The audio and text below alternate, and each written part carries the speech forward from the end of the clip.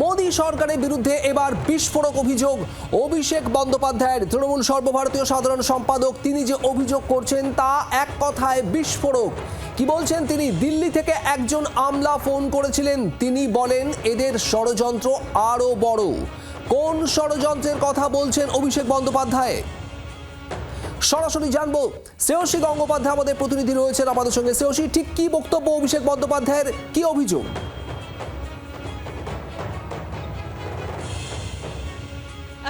গতকাল যখন এই অবস্থান মঞ্চে অভিষেক বন্দ্যোপাধ্যায় বক্তব্য রাখছিলেন সেই সময় তিনি বলেন যে এক্ষেত্রে বেশ তার কাছে গত পরশু রাতে অর্থাৎ একটা ফোন আসে। অর্থাৎ গতকাল তিনি বলেন যে গতকাল রাতে তার কাছে একটি ফোন আসে, মানে গত পরশু রাতে তার কাছে একটি ফোন আসে। দিল্লির এক আমলা ফোন করেছেন, যে আমলা তাকে বলছেন যে এদের ষড়যন্ত্র অনেক বড়।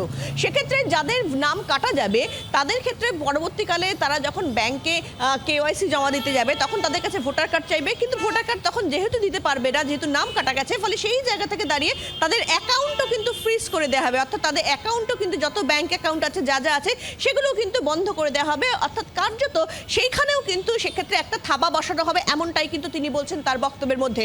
অন্যদিকে তুমি যদি যাও, গত পরশু দিনও কিন্তু মমতা বন্দ্যোপাধ্যায়ের যে বক্তব্য সেই বক্তব্যের মধ্যেও কিন্তু রয়েছে যে শুধুমাত্র যে এসআইআর করেই কিন্তু এখানে শেষ হচ্ছে তা নয়, পরবর্তীকালে রয়েছে জনগণনা রয়েছে এবং অন্যান্য যা যা পদ্ধতি রয়েছে তার মাধ্যমে কিন্তু কার্যত যাদের নাম বাদ যাবে সেক্ষেত্রেও কিন্তু তাদের ক্ষেত্রেও কিন্তু কোনো রকম কোনো ব্যবস্থা হতে পারে বা কিছু একটা করা হতে পারে, সেরকমই কিন্তু আশঙ্কা প্রকাশ করছেন তিনি তার বক্তব্যের মধ্যে দিয়ে। ফলে সার্বিকভাবে যে তাদের এই ধর্ণা মঞ্চ থেকে মমতা বন্দ্যোপাধ্যায় বা অভিষেক বন্দ্যোপাধ্যায়ের যে বক্তব্য সেই বক্তব্যের মধ্যে দিয়ে স্পষ্ট করতে চাইছেন তারা, যেটা সে এক্ষেত্রে নির্দিষ্টভাবে শুধুমাত্র যে একটা নাম ডিলিট হয়ে গেল, ভোটার কার্ড থেকে নাম ডিলিট হয়ে গেল, বিষয়টা কিন্তু এখানেই থেমে থাকবে না। ভোটার লিস্ট থেকে নাম ডিলিট হয়ে গেল, ভোটার কার্ড বাতিল হয়ে গেল, বিষয়টা কিন্তু এখানেই থেমে থাকবে না।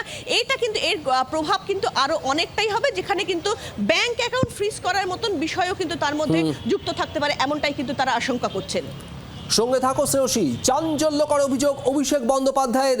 মোদী সরকারের বিরুদ্ধে এবার বিস্ফোরক অভিযোগ করছেন তিনি।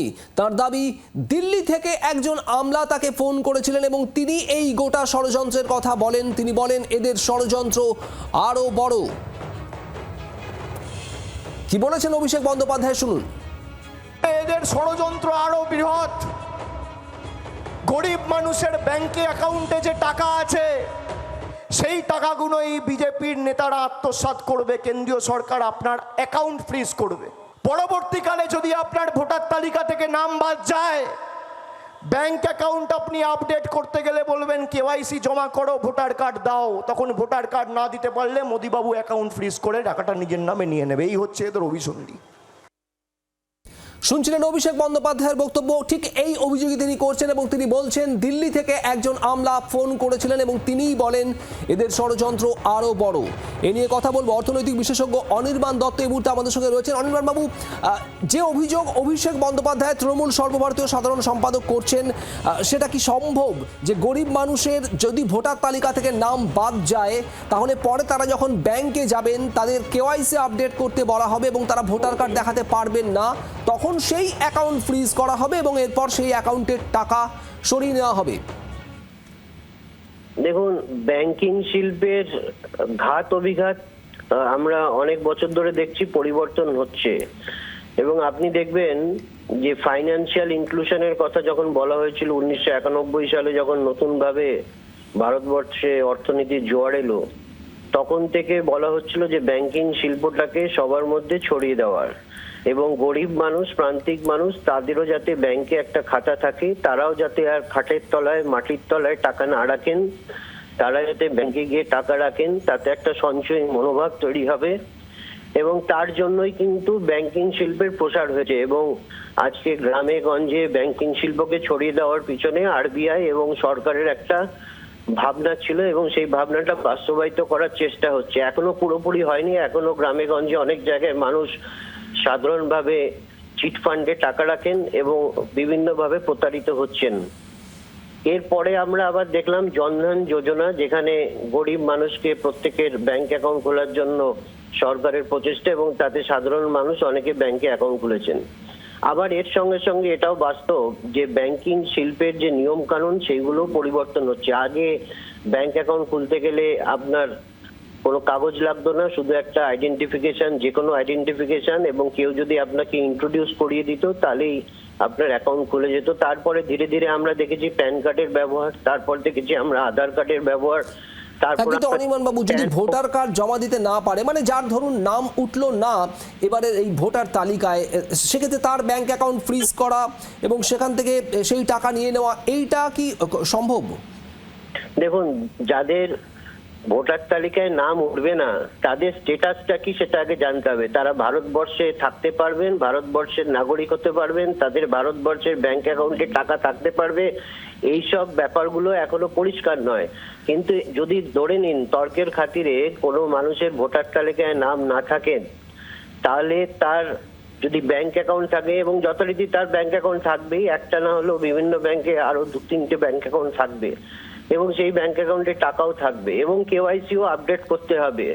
এবার কেওয়াইসির যে নিয়ম কানুন সেটা আরবিআই বিভিন্ন সময়ে বিভিন্ন রকম ভাবে চেঞ্জ করতে থাকছেন, এবং সেই জায়গায় যদি কোন রকম ভাবে ভোটার আইডি কার্ডটাকে যদি একটা মাধ্যম হিসেবে ধরা হয় কেওয়াইসির, এবং সেটা যদি আপনার কাছে না থাকে তাহলে আপনি ওই অ্যাকাউন্টটা অপারেট করতে পারবেন না।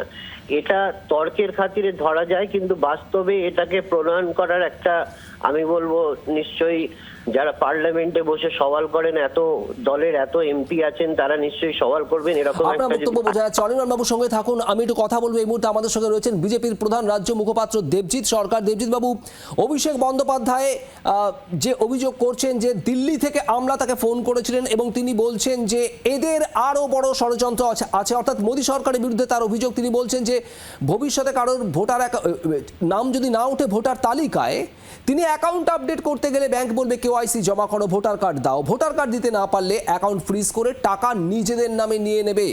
এই অভিযোগ করছেন, আশঙ্কার কথা বলছেন অভিষেক বন্দ্যোপাধ্যায়, কি বলবেন? মিথ্যে কথা বলার ধারাবাহিকতা বজায় রেখেছেন অভিষেক বাবু। তার কারণ হচ্ছে যে কন্যাশ্রীর টাকা যখন দেন আপনারাই, এই সরকার নাকি কন্যাশ্রী দেন বলে দামামা বাজাচ্ছেন। তা কন্যাশ্রী যায় যেসব ছোট ছোট মেয়েরা পায় তাদের তো ব্যাংক অ্যাকাউন্টেই টাকা যায়, তো তাদের তো ভোটার কার্ড হয়নি, তাহলে কি করে দেন কন্যাশ্রীর টাকা ব্যাংক অ্যাকাউন্টে? জিজ্ঞেস করি। দ্বিতীয়ত, ব্যাংকে যে দুটো বস্তু লাগে সেই দুটো কার্ডের নাম হচ্ছে আধার কার্ড আর প্যান কার্ড। ভোটার কার্ড নিয়ে এখন ব্যাংক খুব একটা বেশি চলে বলে আমার ধারণা নেই, এককালে চলতো, এখন আর নয়। তৃতীয়ত, ব্যাংকে টাকা থাকবে কি থাকবে না তার থেকেও বড় কথা আমরা এখানে থাকতে পারবো কি পারবো না। কালকে ওনার পিসিমণি মমতা বলেছেন আমরা আছি বলে না, আপনারা সবাই ভালো আছেন, আর আমরা যদি না থাকি কোনোদিন সেরম আছে 1 সেকেন্ড লাগবে। একটা কমিউনিটি যখন জোট বাঁধে না, ঘিরে ফেলে দেবে একদম 12টা বাজিয়ে। কারা এই কমিউনিটি জোট বেঁধে ফিরে 1 সেকেন্ডে 12টা বাজিয়ে দেবে? এই কমিউনিটি কারা? মারোয়ারিরা, আমেরিকানরা, বিহারিরা, ইসরায়েলি, উড়িয়া, পুঁজিবাদী, কারা? সব উত্তরটা উনি দেননি, কিন্তু উত্তরটা আমরা প্রত্যেকেই জানি। এই কমিউনিটি জোট বেঁধে ফেলে ঠিক কাদের 12টা বাজিয়ে দেবে সেটাও আমরা জানি।